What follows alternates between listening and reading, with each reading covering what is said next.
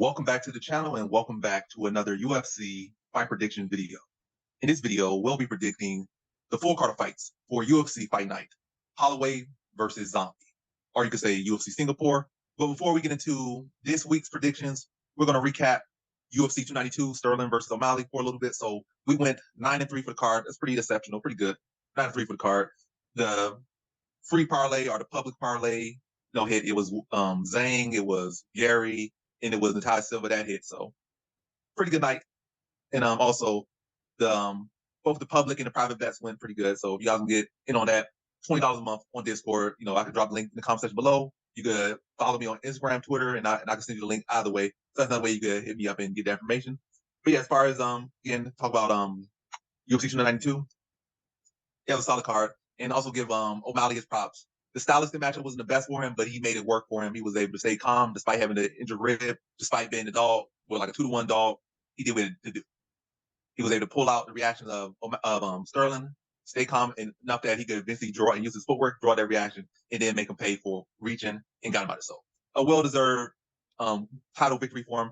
And I don't know about all these people saying he didn't deserve it or not that. I might not have picked him, but I definitely was not sleeping on him. And as far as him being a champion now, people still making jokes about him, saying this about him. The guy's been a real legit fighter for a long time. So this win is not no fluke. It ain't nothing like that. So give the man his prop and give him respect. Solid win for O'Malley. And I'm interested to see what he does in the future. So now I'm going to hit it all up. I'm going to hand it over to Nicky back so he can give his recap of UFC 292. He actually was there. Now I let him say that for himself. Oh, yeah, bro. It was lit. It was lit. Yo, when O'Malley knocked him out and got him on the ground and was beating his head in with his hammer fist, the crowd was screaming. I was screaming. I bet on Sterling and I was screaming. I was like, oh my God, he did it. He did it. But yeah, man, it was lit. Everybody on that card, I almost got to meet everybody. I met Telly Santos, I met Weili Zhang, I met everybody. I have a video with Cheeto smoking a joint, which is, we're over 18, we're over 21, living in Boston, so it's legal. So nobody could say much about that. Plus, Nate Diaz does it all the time. Man, I was hyped. I didn't get to meet Ian Gary either, but it was the best time I could have asked for. The only problem I had was the Damon Blackshear one. I met Mario Batista, so I won't sit here and say that dude didn't win, because I like that dude and I'm not going to disrespect him and say he didn't win. But I had money on Damon Blackshear, and I think we had a lock on that. We would have been 10-3, which is, we're hitting over 80% in our last 5 fights. So, we're doing pretty good. And the fact that you got the parlay, and it was a free parlay, nobody had to pay for it. All they had to do was tap into the channel and they were able to listen and get that bet. And Weili Zhang Silva, I would have said Kareem Silva, but I wanted to leave the parlay up to the king, because he knows what he's talking about. But yeah, I met Marlon Chito Veras. Like I said, I smoked a joint with him. Is he next for the title shot, you think? I think so. Because Rob probably ain't gonna take it. So all his next is probably Cheeto or Sterling, but they're probably gonna get that Cheeto fight next and have Sterling sit on the sideline and decide what he gonna do with his career. Facts. I think I saw Merab too. Merab leg kicked the guy like 20%. His leg was like black and blue. It was hilarious. What do you think about Weili Zhang's next fight? Is it Rose? Nah, Rose is not even in this weight class right now. She's about to fight at like 25 right now. So yeah, she's not likely a better weight for her. Yeah, I'm not sure, but yeah, she's not gonna be in this one. So I think the next fight for Weili Zhang might be Tatiana Suarez, because Weili Zhang says she wants that fight, so that might likely be the next fight. By the way, it's hard to see Weili Zhang losing anytime soon, especially with her grappling getting as good as it's getting right now, and already having the striking and the cardio and all other factors in her game. But what do you think's next for Sterling? Sterling, I mean, I feel the best thing he could do right now, instead of trying to fight contenders, he could try his best to wait for the title shot, even if he has to wait behind someone else. That's probably the best thing for him to do. Going to 45 would be pointless right now. He'll have little reward, a lot of risk, because Volk said he's not gonna fight him now because he lost. So right. He has little reward, a lot of risk. So going to 45 would be dumb. Sticking at 35 would be the same thing. As far as fighting anyone outside of O'Malley for a rematch. So the best thing you can do is wait. If you can't get that fight, then maybe do some other things and wait for some other people. Maybe try to I don't get a Dominic Cruz or something like that, or get some other legend that's like older and over the hill kind of, and just get that a win to stay busy. But that wait for O'Malley or get an over the hill legend and just get back on the winning side. In the meanwhile, Speaking of O'Malley, what do you think about him challenging Ryan Garcia and Tank Davis? I don't think it's a smart move for him, to be honest, but You don't think that he has a chance against them? no, not in boxing. It's like Connor probably, right? Probably worse because those guys will actually look to knock him out. Mayweather can carry you for a bit, but these guys will physically hurt him. I don't think Ryan Garcia has the talent and the skill to be able to carry O'Malley, so he'll have to hurt him and put him away. And Tank definitely, he's not a guy that's going to play sparring, which is going to hurt you. Right. Yeah. And I just want to say most of my picks are over 1.5, and the reason that I do that is the stats and the average fight time. If the fighter's average fight time is over 7.5 minutes, and they both have that, it's pretty solid that you can cash in on that. It's not every time that, like, there's a couple fights where I went one over, like Sean O'Malley, but I give the over 1.5 because that's the easiest fight statistic to try to predict. Is the person going to knock the person out, like Gregory Rodriguez inside the distance we picked last week? You know what I mean? And that happened. So I just want to. I am the prop king, I guess, but I'll let the king get this card started.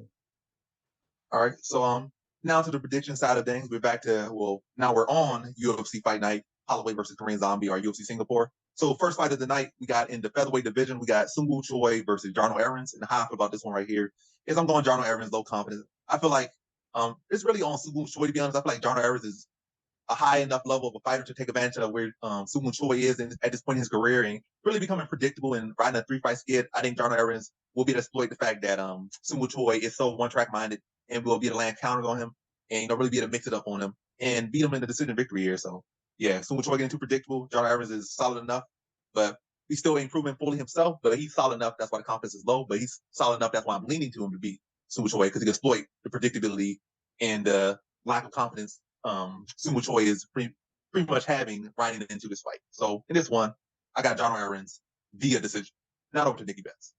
Yeah, Choi Sung-woo. Yeah, he lost his last 3.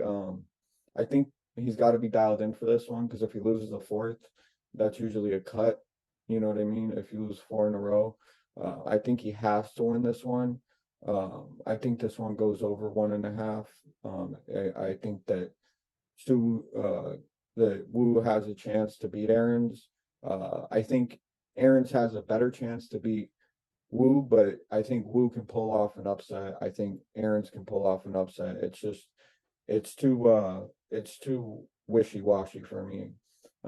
I think he squeaks it out, but I'm low confidence. Choi Jarno medium confidence, and over 1.5 I have a pretty high confidence in. So that's my prediction. I think that Choi might win. I think most likely Jarno wins, but I think a high confidence is over 1.5 for a pick if you're gonna bet it. So who are you leaning to more? So you more so leaning to Choi or you leaning to Jarno Errens? If you had to pick one, who are you picking? If I was to pick one, I would pick Choi. Choi? All right. Yeah. All right, now to our next one. We have in the women's flyweight division, we got Liang versus JJ Aldrich. And this is one of those picks where I just don't like the odds at all. I like JJ Aldrich to win, low confidence, but the odds are like ridiculous. Like acting like JJ Aldrich is just come through fighter, like she's Jordan in the paint or whatnot in clutch time or John Stock. No, like she's like some star in the clutch. She's not that clutch fighter, so she should not have this odds that she has. Because Liang, I do have a fear that she can land that weird awkward strike, hurt JJ Aldrich, and then tap her out, or maybe get a TKO or some awkward TKO, awkward submission victory. But other than that, barring the awkward and the crazy or, just the fluky type stuff, I got to go JJ Aldrich. She's clearly the better overall fighter in every facet of the game. And I think she's going to be able to blanket Liang a little bit so she won't just, maybe wall install her a little bit when necessary, maybe go for a couple takedowns when necessary, but not really play on the ground too much with Liang, but just enough to stop her from just throwing a bunch of sloppy offense on her and the risk of getting caught with something crazy. But yeah, JJ Aldrich is the better overall fighter. And she's experienced. She is solid enough. I think she can corral the crazy of Liang and beat her to a clean decision here. So in this one, I have JJ Aldrich via decision. Now over to Nicky Betts. Yeah, I agree. Aldridge has the advantage in almost every area. She's an all-around good fighter. like you said, the craziness of Liang, you have to tame it. She's gonna have to go in there and slow her down and get her to, fight at JJ Aldrich's pace. And I think JJ Aldrich is a good enough fighter to where she can do that. I think that it's not worth the money. I've lost. This is just a disclaimer. I don't bet on women's MMA because I lost with Nunes and I lost with Shevchenko. So it gives me, you know, a great sadness that I can't put faith in female fighters because it's just so like Lemos could have came out there and dominated, but Wei Lee was just ready for her. So I'm leaning towards Aldrich. She wins. I have a medium confidence that this fight goes over 1.5. I think JJ Aldrich is going to use her ground game, and I think that Na Liang is going to get slowed down and put in a position where she's a great finisher, but she's not finishing JJ Aldrich. That's just not going to happen. I don't see that happening at all. Hopefully, I can get her autograph too one day, but in this fight, I go with JJ Aldrich. All right, good. All right, now on to our next fight. We have in the welterweight division, we got Yusaku Kinoshita versus Billy Goff. And how I feel about this one right here is I'm going average confidence. Billy Goff to beat Yusaku Kinoshita. I feel like Billy Goff can replicate the similar path to victory. Is how Yusaku Kinoshita was beat in his last fight. It also kind of replicates it similarly. His last fight, both their fights replicate like Billy Goff won, Yusaku Kinoshita lost. But Yusaku Kinoshita is gonna come out. He comes out steam. He comes out aggressive. He looks to put you in the back. But I think Billy Goff can beat him in the middle, but not look to trade and make it a firefight too much. But just enough to gain his respect, get him to overshoot with his shots. They look to drag him down, wear on him, and break him down over the course of the fight. That might lead to like a couple of takedown attempts, make Kinoshita have something to worry about. Then maybe from there start to work his own striking on the fatigue and multitasking Kinoshita because he's worried about the takedown as well as the striking. Then eventually go back to the grappling, wear him down over the course of the fight, and then finish him in the second round. But yeah, Kinoshita is definitely the better fighter. But I think if Billy Goff can mix it up and keep that pressure on him, make him work and drag him into the next round, I think he should win this one, and I think he will win this one. And I think he submits him in the second round. So in this one, I have Billy Goff via second round submission. Not up to Nicky Betts. Yeah, Billy Goff, man, he's won his five out of his last 5 fights, which is not an easy feat. And his opponent has won 3 out of his last 5. So Kinoshita is a beast. There's no discussion about whether that's the case or not. I think this is a close Billy Goff win, but I think it's going to be a war. But Yusaku or Kinoshita, as his last name is, can win if he can overpower him with cardio. If he can out cardio Billy Goff, I think he wins this, but I don't see that happen. Billy Goff's on a run. He's doing his thing. He's a solid fighter. So is Kinoshita. But I see this fight again going over 1.5. My official pick is Goff because he's on the 5-fight winning streak. But I think a safe bet would be either not one over 1.5. I see this as not going the distance. What did you say you saw this going the distance? No, like second round TKO, second round submission for So yeah, that's what I was saying. Sorry, I apologize. I do so many over 1.5 guys. It's insane. But yeah, if I do this fight doesn't go to decision, and I have a low confidence in over 1.5. So I got Billy Goff in this one, and I think fight doesn't go to decision is a pretty safe bet for the card. All right, that's all. Now to our next one, we have in the welterweight division, we got Kenan Song versus Rolando Bedoya.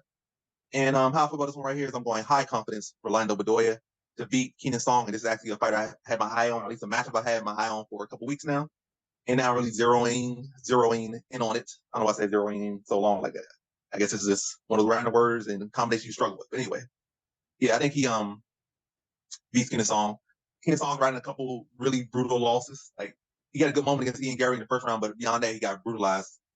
And then he got knocked out by Max Griffin. I think he had another brutal loss prior to that as well. So he's running a lot of damage. And he's coming here with a solid prospect in Rolando Bedoya, who I think is the better striker, the better technician, the better overall fighter here. Kenan Song does have that experience, but he doesn't really have much experience actually beating decent competition or decent prospects. He's beating some guys in the UFC that were here today, gone tomorrow, like maybe 1 win, 1-1, 1-3 out of the UFC. But other than that, anybody with any bit of perspective have beaten him pretty well. And I think Rolando Bedoya will just be another one to add to that roster. And I think Bedoya is going to be able to just work him behind the jab, pick him apart, and just add to the damage that he's already piled up upon him in his career, and put him away in the second round. So in this one, I have Rolando Bedoya via second round TKO. Now over to Nikki Betts. Yeah, I think Keenan Song is a good fighter. I'm sad that he's lost to. I like Chinese champions. I think that their government, pushes them to and gives them incentive, and good for them. They do that with Americans, and so I appreciate the fact that he's a Chinese warrior. But Rolando Bedoya has proven himself in his last fight that he can hang in there with the best, and he really impressed me. So I have complete faith in him. The problem is Keenan Song has knockout power, which is a question mark for this fight. So I think if Rolando Bedoya gets by Keenan Song, I think in the future you'll be able to be like, all right, I know I can trust Rolando Bedoya. I know he's game. If he were to lose, then I would say Keenan Song, has a chance to turn his 2 losses into 10 wins. You know what I mean? But I just don't see that happening. I see Rolando doing what he did in his last fight, which was performing and being on point and showing up to fight and all of that. So, yeah, I've high confidence with Rolando Bedoya. I don't really have a prop for this one. Rolando Bedoya is tough. Keenan Song's tough. Fight doesn't go to decision. That could be a prop, but I wouldn't bet my life savings on it. So yeah, for this one, I got Rolando Bedoya inside the distance. All right, I like that one. All right, now to our next one, we have in the middleweight division, we got Chidi Njokuani versus Michal Oleksiejczuk. And half of us right here is I'm going low confidence Michal Oleksiejczuk. This is not the perfect stylistic matchup for, I guess, Michal Oleksiejczuk. Kind of a good matchup for Chidi Njokuani, technically, I guess. But he's kind of getting up there in age, not crazy up there in age, but it's enough to kind of, think about a little bit. But where I think Michal Oleksiejczuk really wins this one is I think he'll win it with volume and work. I think Njokuani is overall the more technical striker, but I think Oleksiejczuk is more aggressive. I think he's tough and he's skilled enough and game enough to stick in his fight and really just push the pace on Njokuani, put him on the back foot, and take advantage of the slow start that Njokuani typically has. And, start him early behind and maintain that through 3 rounds. But nonetheless, a competitive fight. Njokuani probably having no short shots in between, short shots and sequences in the fight. But the more consistent pattern of this fight will be Michal Oleksiejczuk, whether the shots are really landing flush or on the arm or the body or, wherever they're landing. He'll be aggressive. He'll throw a lot of power. He'll throw a lot of volume, a lot of combinations. And that will be more appealing to the judges. And again, he'll be piling more points than Njokuani, who's looking for the clean shots, the sharper shots. But it won't be sharp enough that it will be like flush enough that it will put him out or nothing like that. It'll be clean shots, but it won't be able to overshadow the work rate and pressure of Michal Oleksiejczuk. So in this one, I have Michal Oleksiejczuk via decision. Now to Nikki Betts. Yeah, man, I love Chidi Njokuani. Bang bang, bang bang. Love the name, bro. I just love it. I'm just throwing it out there. Like, I want the guy to win. I like the guy. I like his style. I like his confidence. He comes from a humble beginning. He's got a good story. I really respect the guy. But this feels like it's going to be a war of modern day gladiators between these two, because it's going to be Oleksiejczuk trying to impose his will upon Chidi, and Chidi's going to try to bang bang inside the pocket, outside the pocket, leg kicks, all of that. So I got Oleksiejczuk winning this one as well. Unfortunately, I was really hoping Njokuani wins. You know what? This isn't going to be a bet, but I'm going Chidi Njokuani. You're probably right with the Oleksiejczuk. I would bet that. But over 1.5 sounds good because, like you said, he does start slow. On paper, Chidi should win because his stats are through the roof, but it's just the momentum of a fighter sometimes. Like when I came across the fighters, for each one of them, they all had a different personality. Some ignored you, some like made their security get in front of you. So they're all, and this was before the fight, so I had to be empathetic and be like, these dudes are about to go in there for some more. Like, I shouldn't even be in their face right now. And so it's all about momentum. And like Marlon Vera, he was supposed to win, he won. You know what I mean? That's how it works. And Sean O'Malley wasn't supposed to win, and he did. And that's the universe correcting whatever it's. You should. Everybody thought he was gonna get taken down and rolled up. So I'm gonna going off on a tangent about this weekend, but this fight is eerily similar to how I feel about the main card, because Oleksiejczuk has the momentum, Chitty has the experience, and we'll see on Saturday who wins. I'll go Chitty and Njokuani. I'll go over 1.5. I think the All right. fight. I like the fact that you stick upon Njokuani, so that's Yeah. good. Now to our next one, we have in the bantamweight division, we got Toshiyomi Kazama versus Garret Armfield. And how I feel about this one right here is I'm going low confidence Garret Armfield to beat Toshiyomi Kazama. So far I'm not really super impressed by Toshiyomi Kazama. I just feel like he primarily just grapples. I feel like Garret Armfield is the more well-rounded fighter. But also it's not like Garret Armfield has really shown. He's fought some guys. He fought David Onama pretty decently, but he lost. And I can't really just say, oh, he fought this guy good, he fought that guy good. What did you actually win? Who did you actually beat? Now who did you do well against? And you did get finished, so it's not really a whole lot to go off Garret Armfield as well.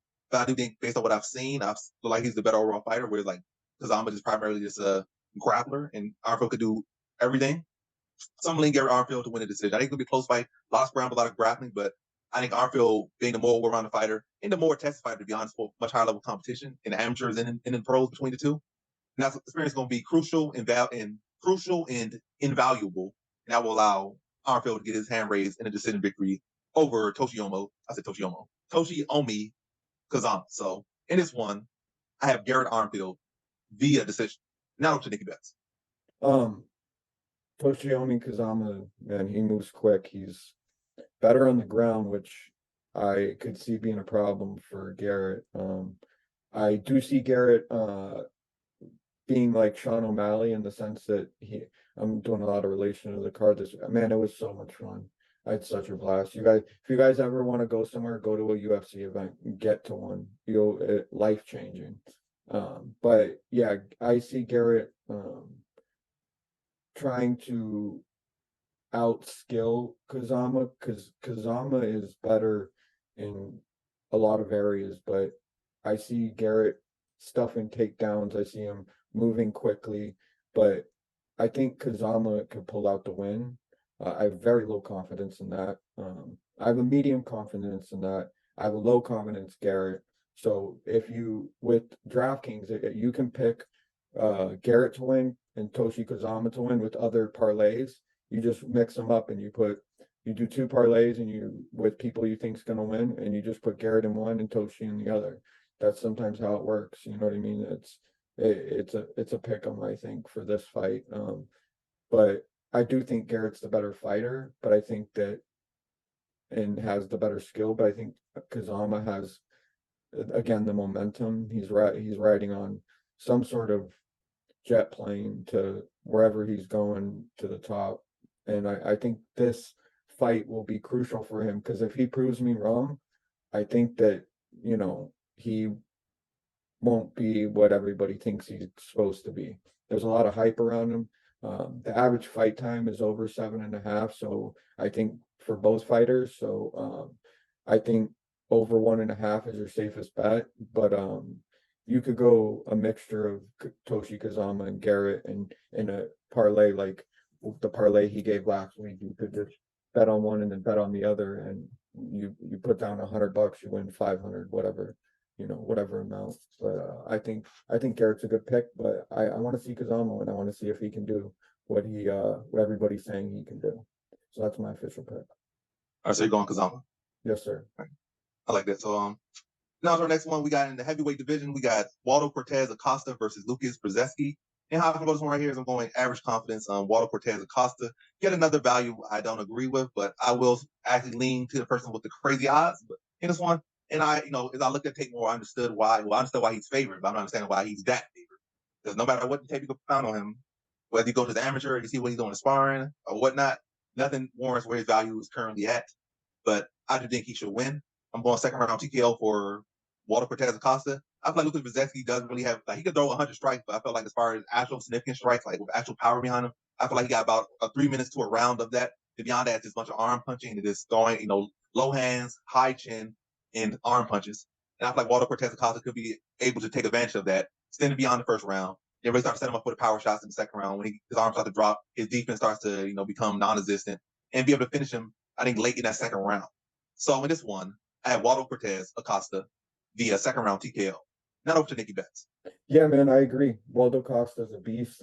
I think Luca's a beast too. I have a medium confidence in Waldo. I have low confidence in Luca, but I think there's areas where Acosta could improve, and if he's improved in those areas in between now and his last fight, I see a medium confidence in him.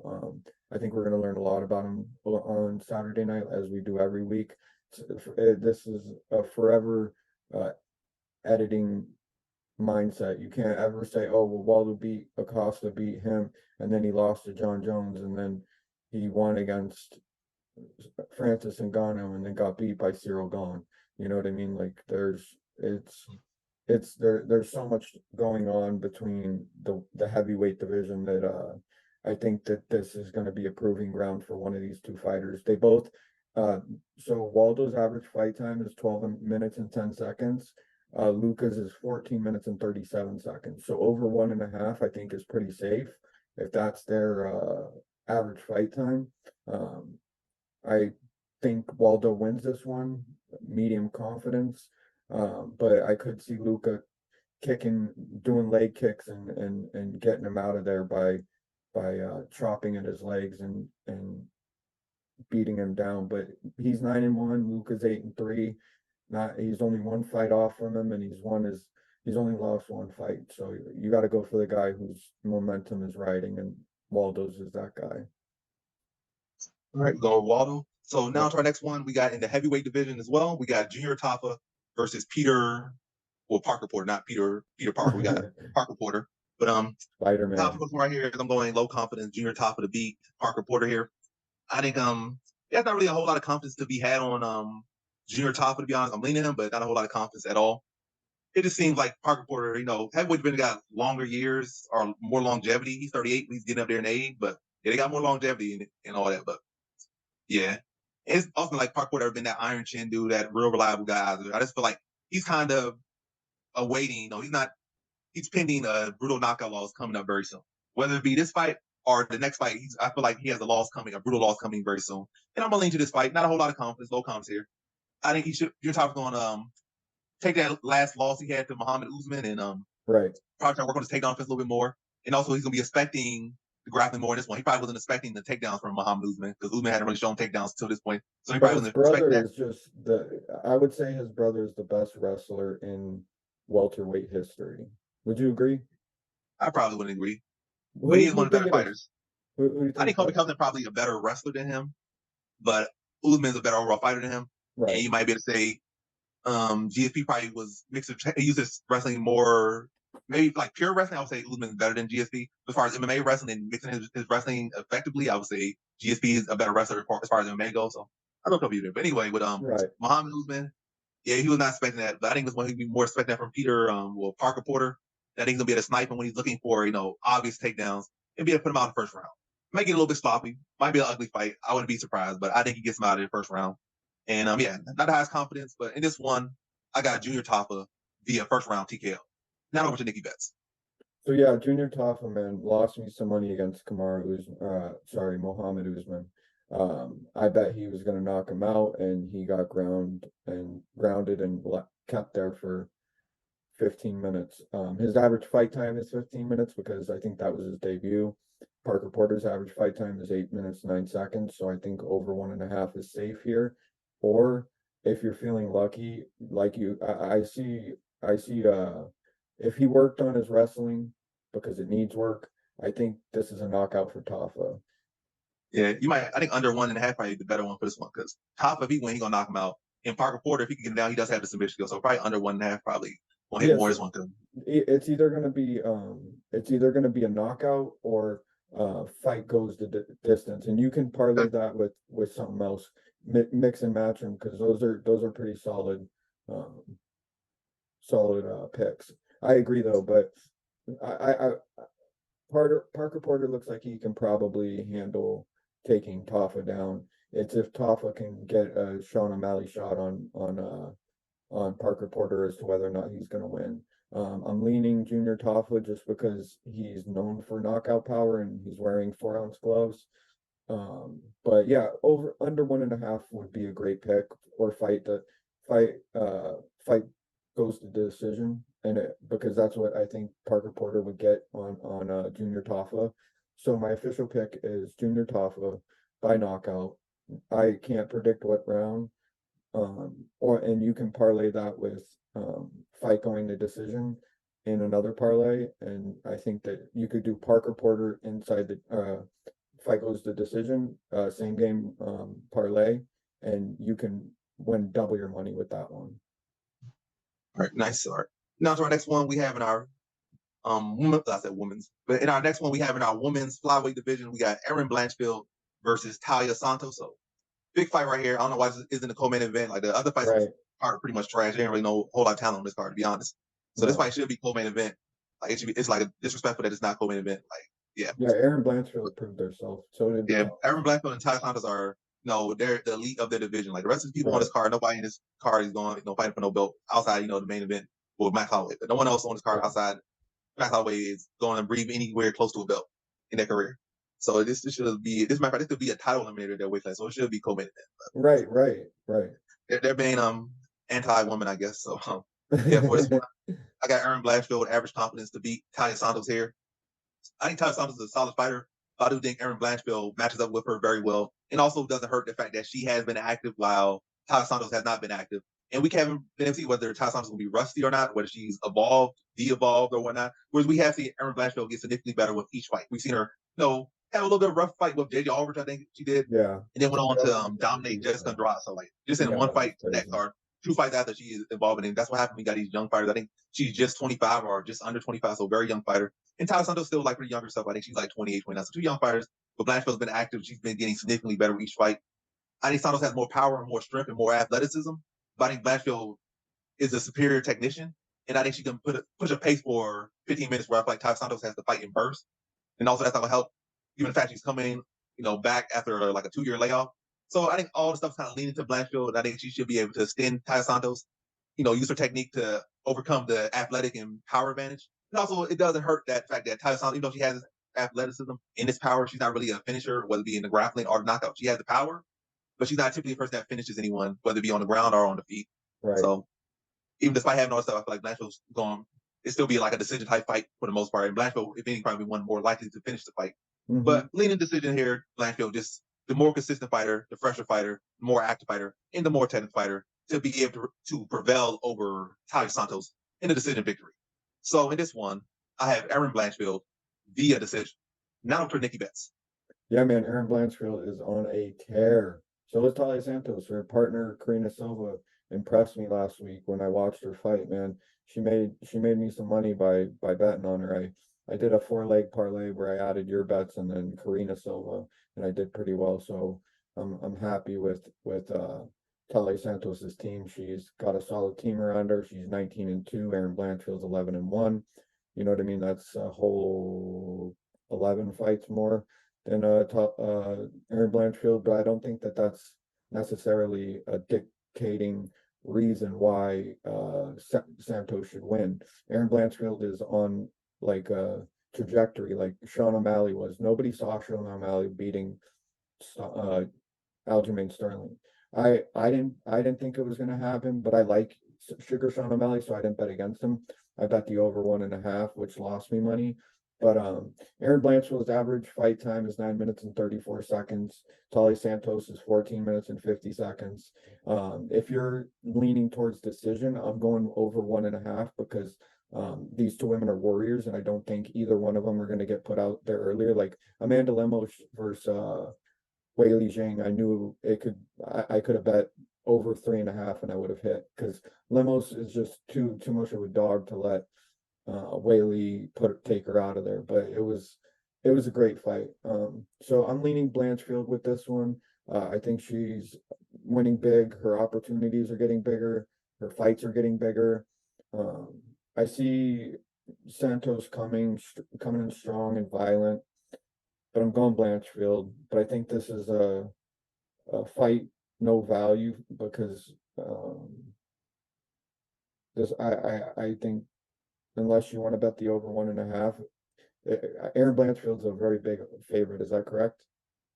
No, she's only like minus 135, so she has very good value right 135. Oh my God. now. All Yeah. right. So yeah, I'm taking Erin Blanchfield and I'm gonna bet her straight up, and I'm gonna bet her to go over 1.5. So that's my bet. All right, Thank you. solid. Now to our next one, we have in the one. I'll say women's, but the next one we have in the men's. Well, I'm saying men, but the next fight we have in the bantamweight division, we got Rinya Nakamura versus Fernie Garcia, and I'm going average confidence for Rinya Nakamura. He should win this one. It's like no reason for him to lose this one, especially given the competition that Garcia has lost. Not bad competition, but he lost to two guys that don't have typically the best striking. And Rinya Nakamura don't really have the best striking either necessarily. You're not gonna say he's a technical striker. He has power. He's a wrestler. He can defend takedowns. He can take you down, and he gets you with like a big right hand or whatnot. But he's not really a technical striker. So he kind of falls in that same category of people that Fernie Garcia has lost to. So I'm going decision here, but my reason I'm really going average here because I'm just not going to be on this hype train too soon or be like just hyping a guy because he have like this athleticism and talent. Yeah. Yeah, but he's not really a fully fleshed out fighter just yet. Yeah, And he needs to be tested. You're right. yeah, he needs to be tested. So I ain't going hopping on the bandwagon, especially for the value he currently has. Like they got him No, at it's like he's ridiculous. the next John Jones or something. Why the man minus 800 against anyone? It Right. don't make no sense. Like But Max Holloway minus 850, that's a fair number. yeah, he more than deserves that. But this guy Right. don't. So No. I'm going Rinya Nakamura. I'm gonna say decision victory. Most of the guys he actually finished have been like guys that really Scrubs. had limited skill sets. The one time he fought a guy with a well-rounded skill set and some experience and went to a close decision that he could have arguably lost. Wow. So I think he beats Fernie Garcia. I think he beats him clean, but I think he'll have to use his wrestling more. He won't just be able to run over him. So yeah, in this one, I got Rinya Nakamura, the better world fighter. He should win this one, but I ain't hopping on the bandwagon just yet. So in this one, I got Rinya Nakamura via decision. Not over to Nikki Betts. Yeah, Rinya, he's got an average fight time of 2 minutes and 6 seconds. So if you go to Caesar Sportsbook, they'll let you bet on the exact minute that the fight ends. And if he's getting guys out of there in 2 minutes, putting $50 down to win $800 because the guy's got a 2 minute record, it's pretty awesome. But you look 7-0, who has he beat?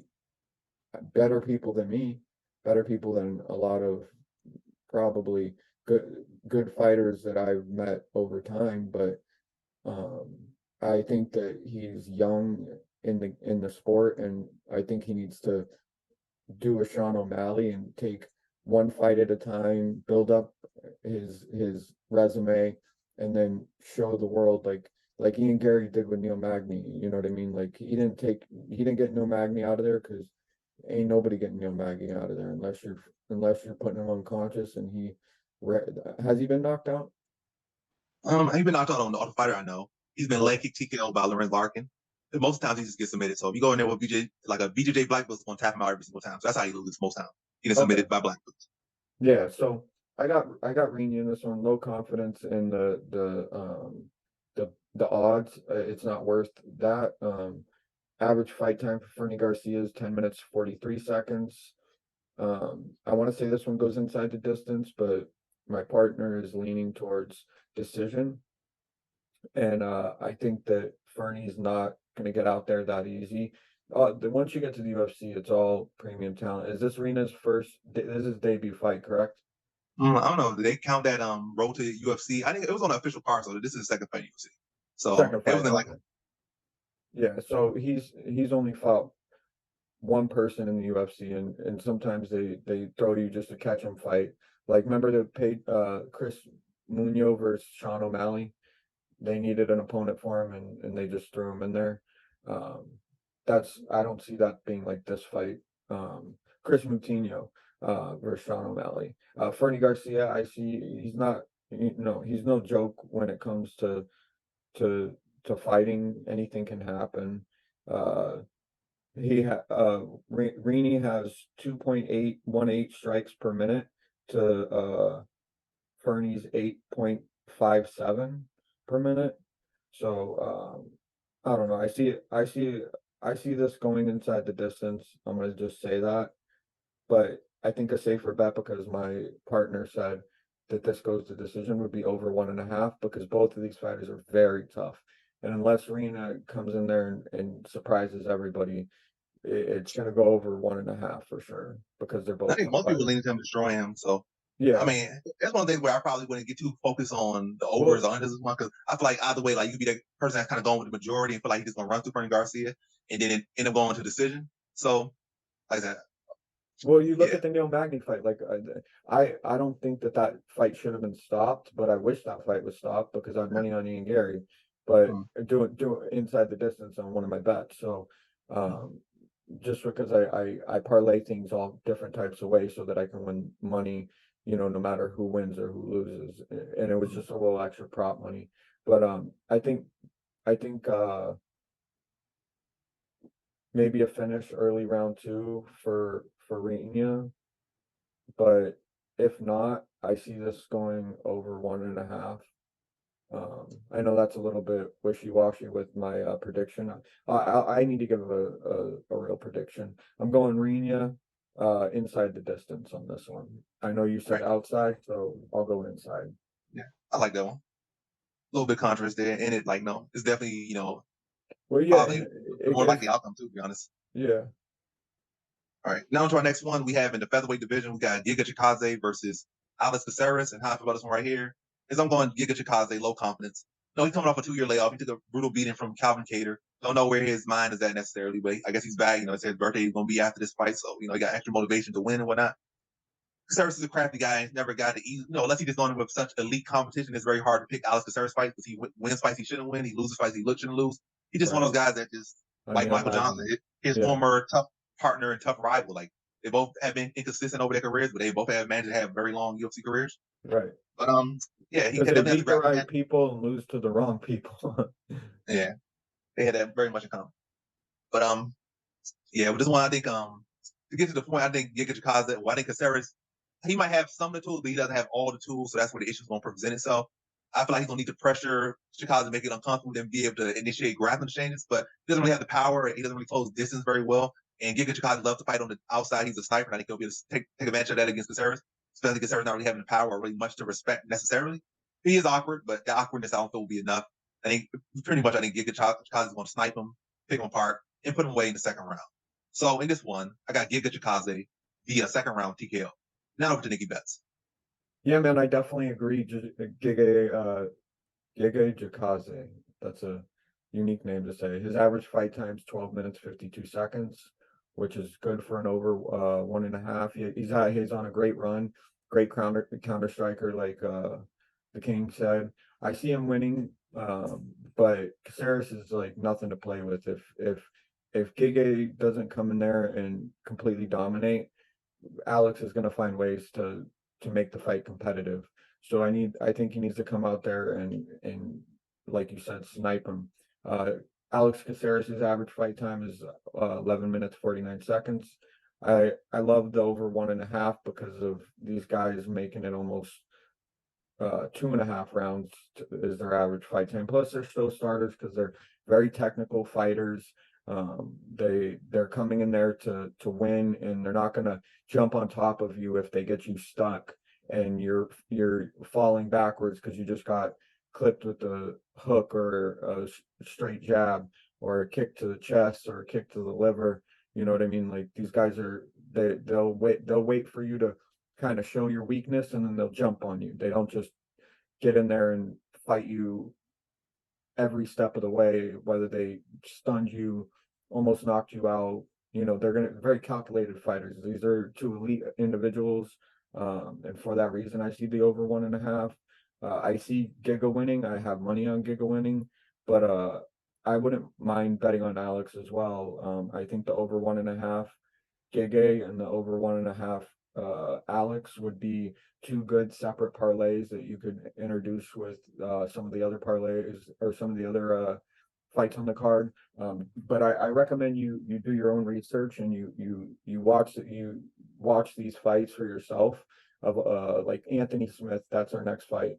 You watch tape on these guys and you see that what we're saying is almost exactly what is the case for that fighter in this moment. So yeah, I recommend you do your own research and look it up and really look in to see who's capable of doing what. Like who saw Marab beating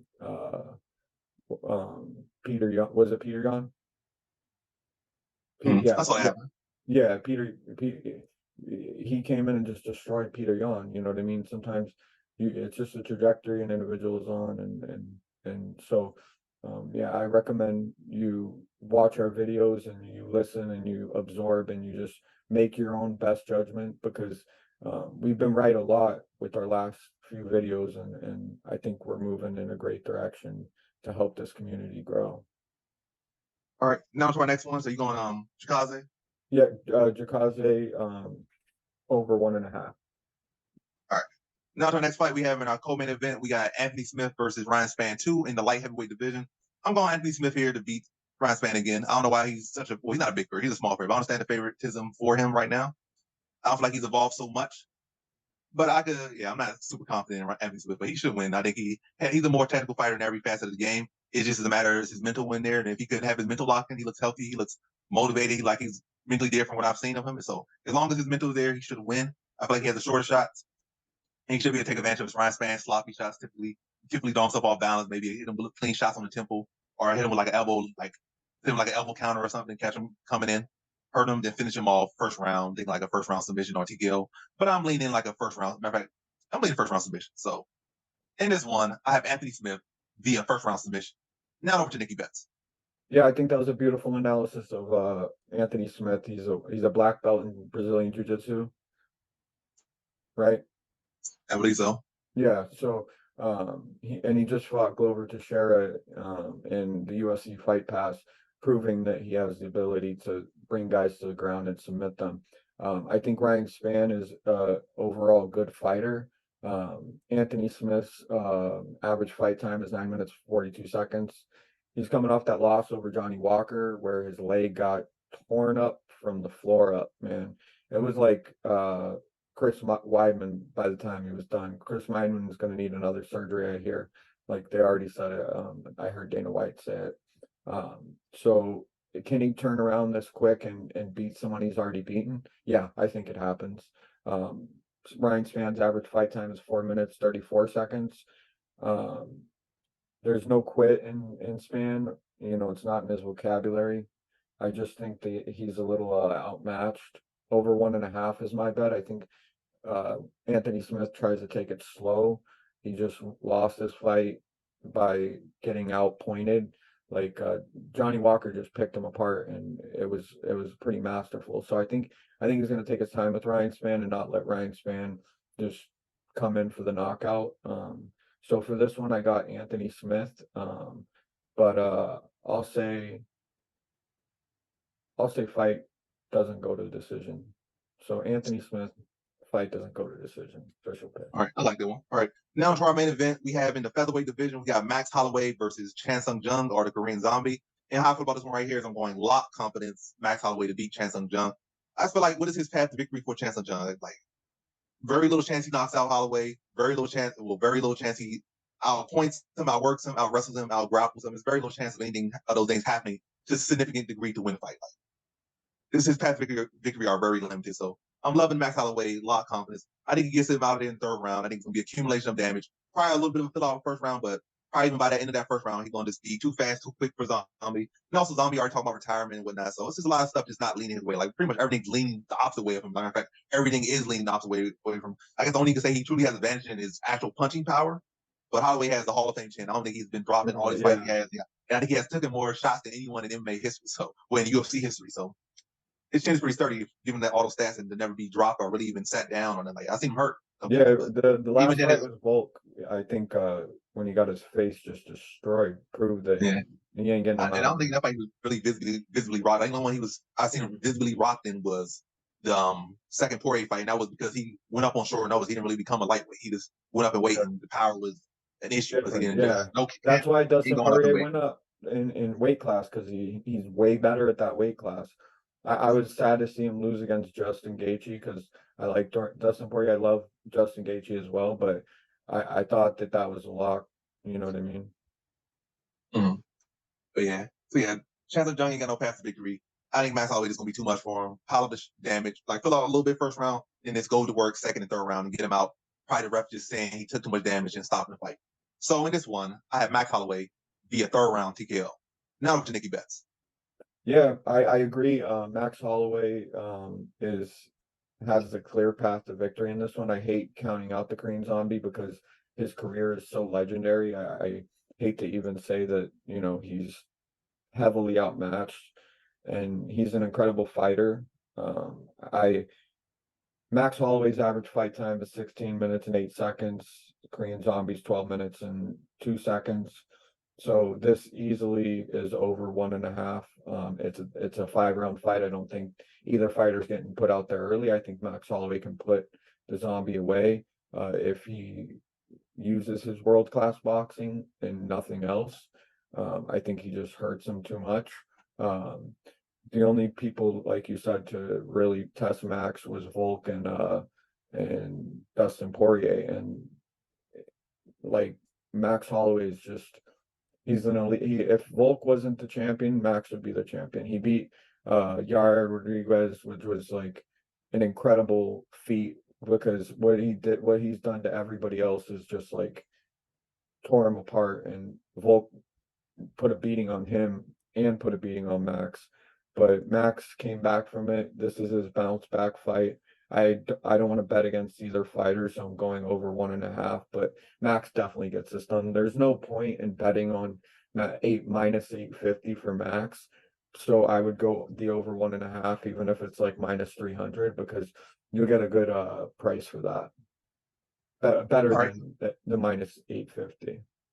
All right, so that wraps the video up. Gonna drop my um, parlay, the free parlay, the video parlay, the public parlay. And for this week, the parlay will be Max Holloway, that's number one, Rolando Bedoya, and Erin Blanchfield. Erin Blanchfield's gonna be like near plus money. She's gonna bring this thing probably like plus 160, I believe. And yeah, so she has a good value on her.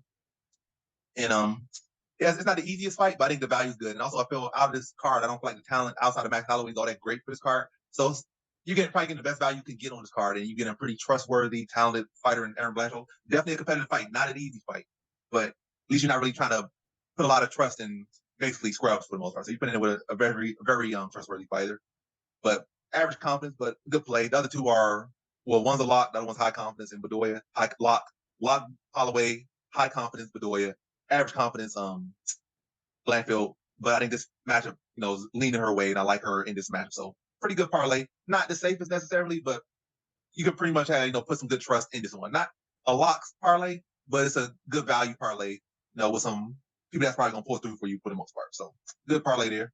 And Nikki, bet you got a parlay, or you got some Oh you yeah, want oh to yeah. throw out? Yeah, I'll do a multiple parlay. Let's start with Giga Chikadze. Let's do Giga inside over 1.5. I'll do that as a parlay. I'll also do Erin Blanchfield over 1.5. I could see that being an easy win. And then my final parlay, it will be I guess a fifth parlay will be I'll give a couple more. I'll juice this one up. We're trying to build a channel here where you guys can get these bets. We're giving them away for free now so that you know that they work. You know that we're making you money. Um, I got Max Holloway over 1.5. So those are my official picks. I think you'll hit on every one of those. I know you'll hit on every one of the Kings because he showed you last week that he can pick 3 fighters that are going to win. So what the money is on it, you can look that up and decide for yourself if it's worth it. But I'm betting on both of our picks for this week, and I'll show you guys the results when we win. All right, that's the video. Thanks for watching. Like, comment, subscribe. Comment below if you want to join the Discord. I'll drop the link below, so join that. And then from there, if you want to look at the premium bets, so you can see every single bet, not just the free ones, then DM me on there or message me on there, and we can get that set up, and you can see all the bets, not just the free ones. And yeah, that's the video. So again, thanks for watching. Like, comment, subscribe, and come back for more videos. Peace.